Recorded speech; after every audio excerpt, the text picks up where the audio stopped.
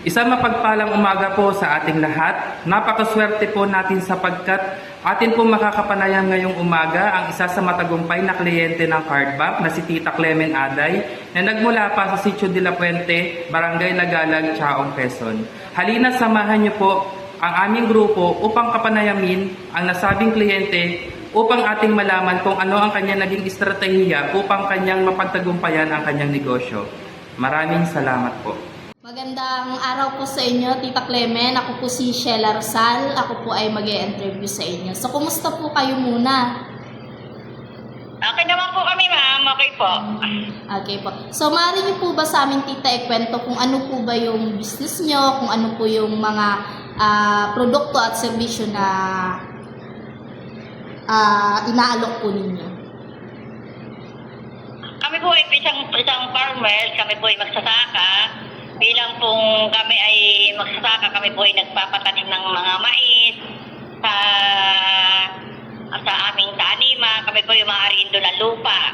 Kami po ay bumabayad kami ng lupa sa loob na isang taon po ang aming iniuupa. Nakakatatlong tanim po yun, ma'am. Bago po kami po ay nagpapatanim. Mga ilang hektarya po yung lupa niyo na taniman? Sa 30 hectare po yun, ma'am. So, mga ilang taon na po yung negosyo niyo, Tita? Nasa 25 hanggang 30 po yun. Ganun po ba?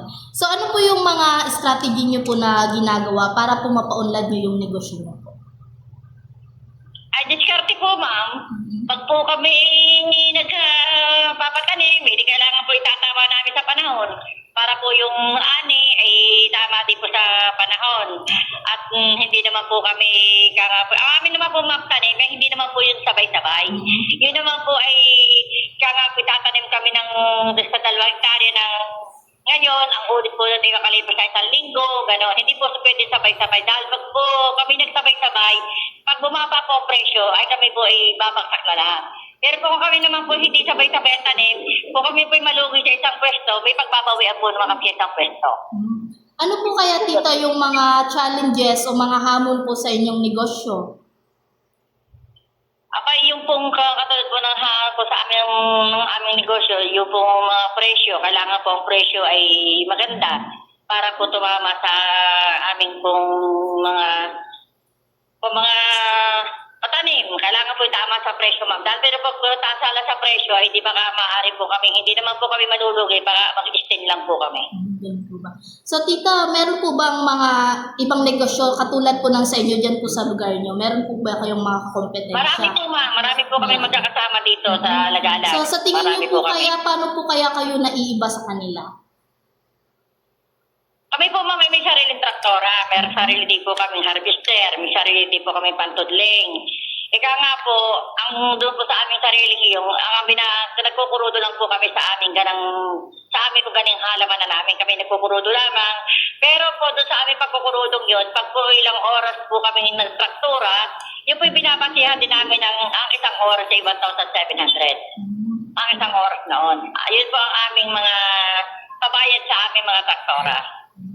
Tita, ilan nga po yung yung mga empleyado nyo po sa inyo? Diskarte, bakit bumabalik-balik po kaya sa inyo yung customer nyo? Ay, sa pakikisama po, ma'am. Pag maganda po ang pakikisama ninyo, maganda ang inyong pakikipag-usap sa tao, babalik-balikan po kayo. Dahil pag po kayo hindi maganda kausap at kayo po ay balasubas, hindi po kayo babalikan. Tama po yun. Sige po, Tita, thank you po sa mga sagot niyo. Hello po. Ako po pala si Eliza Jane Failnar. So, ako po yung pangalawang mag-interview po sa inyo. Sige po, Tita, ito po yung mga katanungan ko po. Ano naman po ang masasabi na inyong mga customer tungkol po sa inyong negosyo? Lagi pong pag maganda po ang inyong pakikisama, lagi pong maganda ang mga balik sa inyo na mga sinasabi.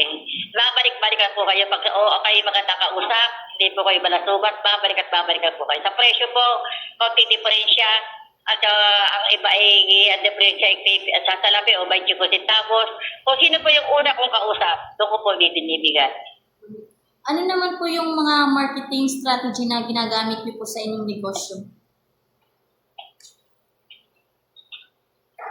Parang nawala signal. Ano po yung mga marketing strategy po ninyo, tita, na ginagamit po para sa inyong negosyo? Katulad po ng mga, katulad nga po ng sinabi ko, ang ginagamit po namin sa study po namin, para po dun sa mga taong kinakausap namin, na ikaw nga po ay, kami ay, kaya binabalik-balikan, para po sa mga bagay na, hindi po namin sila binibigyan ng mga masasamang produkto, kailangan po laging magaganda, hindi po namin sinisingitan ng mga masasamang produkto ng aming mga mamimili. Sige po. Sa panahon po ngayon, tita, di ba, uso po yung social media. Gumagamit po ba kayo ng mga digital marketing o social media para sa paglago ng inyong negosyo po? Hindi po, ma'am. Sige. Ang amin pong diskarte na lamang po ang ginagamit namin. Okay po. Ano po ba yung hamon ng inyong negosyo sa kinakaharap sa pagdating sa financial? Meron po ba at paano nyo ito nalalampasan po? Unang-una po sa lahat, kami po ay nangungutang. Nangungutang po kami sa card bank para po sa aming pantustos sa aming mga pangailangan sa aming halaman. Aming pangbayad po namin sa Argento, pagbayad po namin sa mga tao, at pambili po ng abono. Okay po. Yun po. Ano naman po ang inyong mga plano sa pagpapalawak o pagpapanatili ng inyong negosyo sa hinaharap po, tita? Kailangan po ituan. Kaya nga po yun nga po sabi ko, kailangan po i-diskarte, kailangan po ay malawak na pangunawa at malawak din po ang dapat ang inyong kaalaman para po sa aming halaman. At hindi po kami basta-basta, kaya nga po ay susugod nang hindi po kami nagtatanong-tanong para po sa mga bagay-bagay na para malaman namin ang mga bagay na ika nga po ay kagaganda na aming halaman. Okay, so yun lang po ang tanong ko ngayon, tita. Ibibigay ko po sa ating kasamahan po. Ito po yung tanong ko sa inyo. Ako nga po pala si Emibrel Alegre. Ito po yung katanungan ko po sa inyo. Ano-ano po bang ginagawa nyo bilang tugon sa katanggap-tanggap na pag-ugali sa trabaho? So, di naman po natin alam yung mga iba't ibang klase ng ugali ng tao. So, paano nyo po siya na ma-manage? Pagkakon nga sa pakikisama po, akin pong tinitingnan nila mga kanilang mga ugali, kung ano po mga konting bagay na ika nga po ay hindi maganda sa akin pagbinigay. Akin pong pinakausap sila para po malaman ko, ika nga po yung kanilang mga hinaing at kung ano pong gusto nilang malaman para sa akin. At ayoko po nung sa iba nila malalaman, at ayoko din po sa iba nila makaririnig. Kailangan po kami dalawa lang ang mag-uusap. So, di tayo yung pangalawang tanong ko po. Ano po ba ang kasalukuyang issue at alalahanin sa inyong negosyo? Yung po kalamidad, sir. Hindi po hindi po natin inaasahan, may dadating diyang bagyo. Ayun po ang isa na namin pinatatakutan. Yung kalamidad at saka po yung yung kayo ay yung sa tag-init po, na kinukulang kami sa tubig. Yun po ang aming kinatatakot. Kaya kailangan po tama sa panahon na aming magtatanim. So, ito po yung muling katanungan ko, Tita, is yung mga empleyado po ba nyo is nakakatanggap ng mga papuri o pagkilala kapag nakakakuta sila o masagano yung ani? Opo. Binibigyan ko po sila ng ika nga po ay kaunting pabuya kung sakasakala kami po ay kikita. Binibigyan ko po sila ng ika nga po ay pandagdag sa kanila mga pangangailangan. Hindi po yun, lalo na po pagkapapasko, pinasasaya ko po sila. Pasto po kami, may mga kaunting bagay na binibigyan ko sila ng mga papasko, mga bonus, at saka dagdag na kinikita nila sa kanilang mga trabaho. So, yun lamang po, Tita. So, ibabalik ko na po kay Sir John yung huling mensahe niya para sa inyo. Salamat po. Salamat, tita, sa oras. Salamat po, sir! Ingat po palagi. Salamat din po. Bye-bye po. Bye-bye.